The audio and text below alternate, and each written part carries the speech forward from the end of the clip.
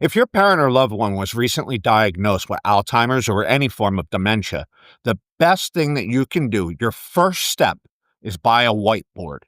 A whiteboard was like the most amazing thing in the beginning when we were dealing with this. My mom would sit and watch TV and she would forget like whose house she was in or what town she was in. So the first step was we started writing, Mom, you are in your home in Tom's River. We would write what season it was. It's fall, it's winter, it's spring.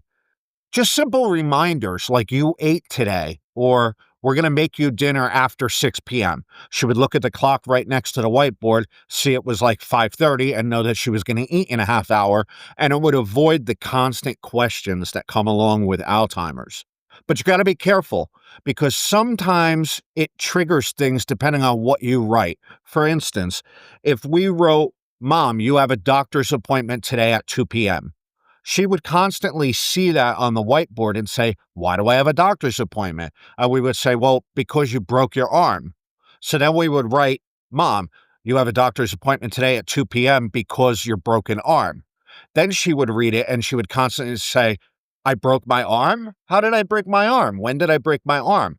And it just kind of went down this rabbit hole where you got to be very careful on what you have to know whatever you put on there, she's going to read it over and over again. Okay. And you don't want it to bring up other questions. So we keep it simple. You were at home in Tom's River. The game show network is channel 1234 on the TV. Simple things that don't add to more questions.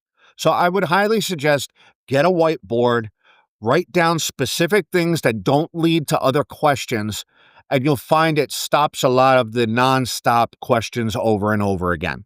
So if you're new to dealing with this disease, I hope a whiteboard really helps you.